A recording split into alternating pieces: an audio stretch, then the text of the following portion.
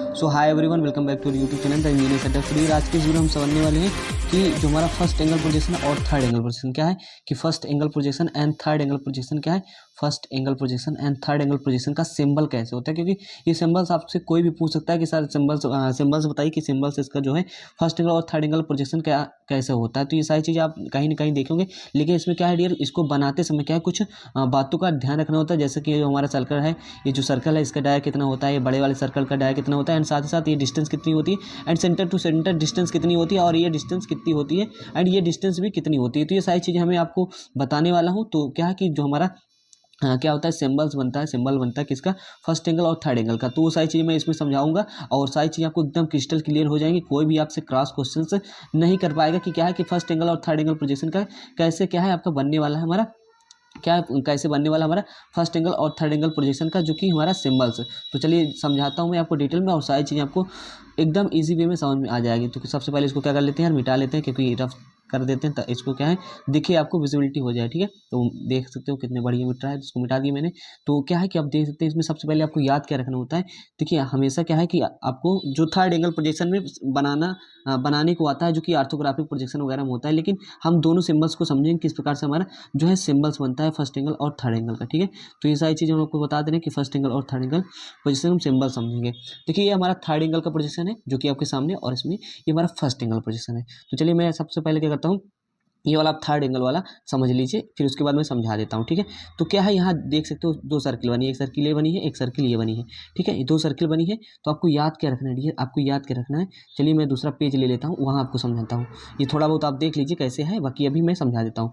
तो आपको जो हमारा जो सर्किल रहेगा, जो बड़ा वाला सर्किल रहेगा एंड छोटा वाला सर्किल रहेगा, तो उसमें क्या कैसे बनेगा उसकी साइज को हमें ध्यान रखना है। तो सबसे पहले क्या है, एक सर्किल बना लेते हैं यार, एक सर्किल बना लेते हैं। देखिए ये सर्किल बना, ये सर्किल बना हमारा क्या है, ये हमारा बड़ा वाला बना। ठीक है, साथ ही साथ मान लीजिए ये हमारा क्या है, ये हमारा सर्किल जो बना, ये सेंटर पे नहीं जा रहा, तो इसको मिटा लेते हैं, कोई दिक्कत नहीं। इसको क्या है मिटा लेते हैं आराम से, कोई दिक्कत नहीं यार, इसको मैंने मिटा दिया। आप ध्यान से देखिएगा, ये हमारा क्या है एक सर्किल बन गया, एंड साथ ही साथ क्या है ये हमारा एक सर्किल बन गया, ये जो हमारा सर्किल बन गया। ठीक है, तो ये सर्किल बन गया, इतना सारी चीज़ें आपको क्लियर हो गई, इतना सारी चीज़ें क्लियर हो गई। आपको ध्यान क्या रखना है डियर, आपको ध्यान ये रखना है जो हमारा ये वाला सर्कल रहेगा, जो हमारा ये छोटा वाला सर्कल रहेगा, यदि क्या है, यदि हमारा जो बड़ा वाला सर्कल है, यदि बड़ा वाला जो सर्कल है इसका डाया क्या है, डी है। क्या है, डाया डी है, मतलब डायमीटर डी है। ठीक है, तो क्या है जो हमारा छोटा वाला जो रहेगा सर्कल, इसका डायमीटर कितना रहेगा, d/2 रहेगा। इतना आपको क्लियर हुआ।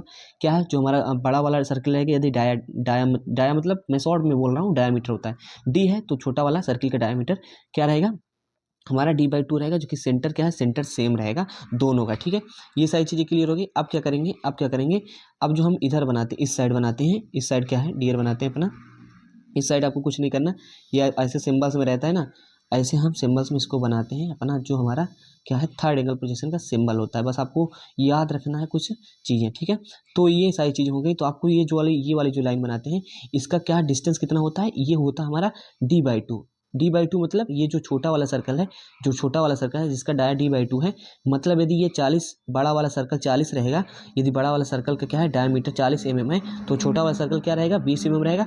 और ये डिस्टेंस कितनी रहेगी, ये डिस्टेंस रहेगी हमारी 20 mm। ठीक है, और वहीं ये बड़ी वाली डिस्टेंस कितनी रहेगी डियर, ये हमारी बड़ी वाली डिस्टेंस कितनी रहेगी, ये जो बड़ी वाली डिस्टेंस रहेगी ये डियर हमारी रहेगी, ये हमारी रहेगी बड़े वाले सर्कल के डायामीटर के बराबर, अर्थात डी ये रहेगी कितना 40 मीटर। ठीक है, मतलब सॉरी 40 mm रहेगी। इतना क्लियर हो गया। ये कितना रहेगा, ये हमारा डी रहेगा, जो हमारा डायमीटर है सर्किल का बड़े वाली, ये क्या रहेगा, ये रहेगा हमारा d/2, जो कि छोटे वाले सर्किल का डायमीटर रहेगा। ठीक है, d/2 रहेगा। इतना सारी चीज़ें क्लियर हो गई। d/2 मतलब d बड़ा वाला है और ये छोटा वाला उसका आधा है। इतना क्लियर हो गया। अब क्या करते हैं, अभी मैं सब चीज़ें आपको दिखा भी दूंगा।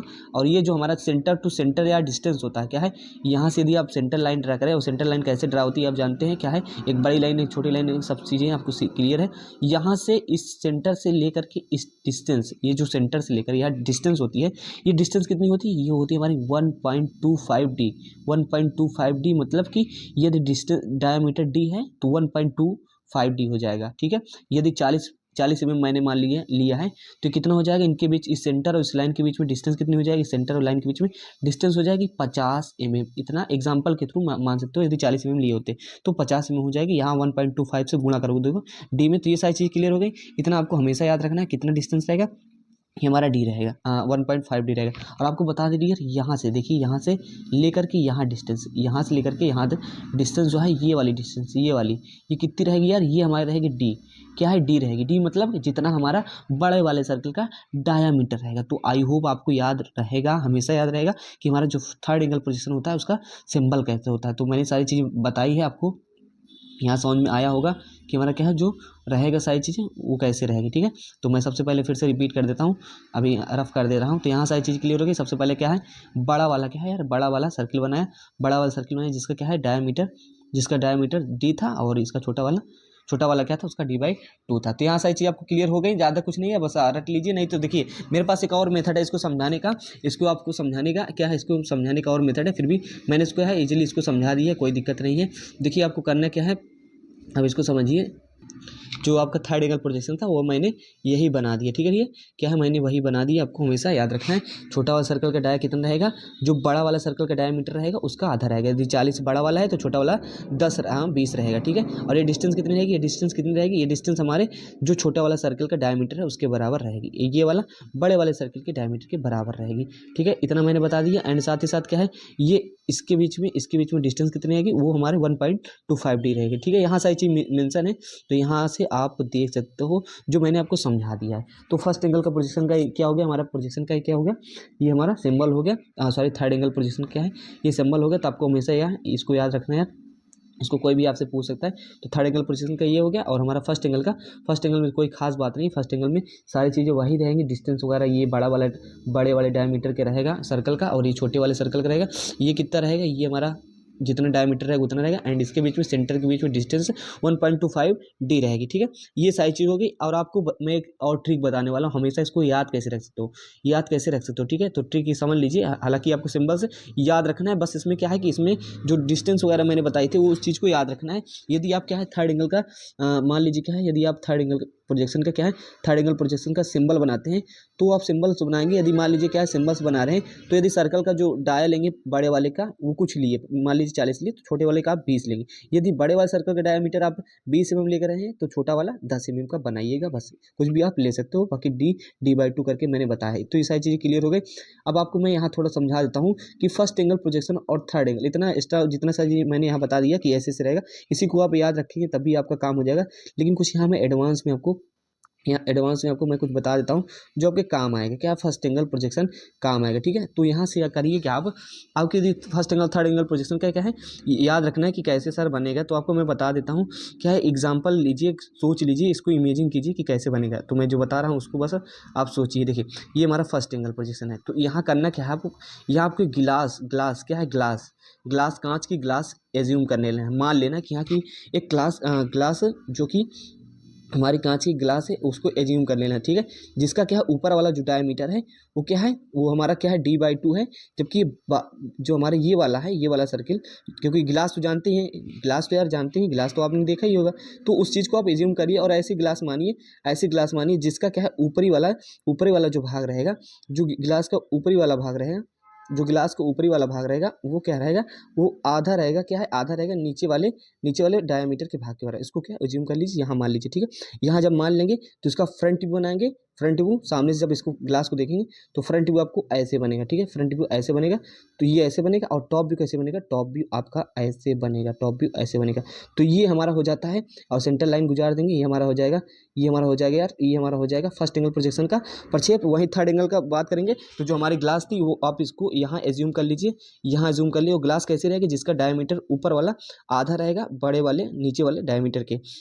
ऊपर से देखोगे तो कैसे बनेगा, ऊपर से एक छोटा सर्कल और बीच बड़ा वाला सर्कल दिखेगा। ठीक है, ये ऊपर से देखोगे, जो स्टूडेंट्स ऑर्थोग्राफिक प्रोजेक्शन पढ़े हैं मेरे से, मैंने पढ़ाया बहुत अच्छे से, तो सारी चीज़ें आपको ऑर्थोग्राफिक प्रोजेक्शन इंजीनियरिंग ग्राफिक्स को मैंने डिटेल बनाया है, मैंने डिटेल पढ़ा है। तो वहाँ जो पढ़े होंगे उनको समझ में आ रहा होगा कि हाँ ऊपर से देखेंगे तो इसका क्या है, टॉप भी हमें इस प्रकार से दिखेगा, एंड फ्रंट व्यू देखेंगे तो फ्रंट व्यू लाइन के रूप में दिखेगा। तो थर्ड एंगल प्रोजेक्शन का यहाँ से क्या है, यहाँ से हमारा बन जाएगा, थर्ड एंगल पोजीशन का यहाँ से हमारा क्या है बन जाएगा। तो ये मैं आपको बता दे रहा हूँ कि आप एज्यूम कर लीजिएगा।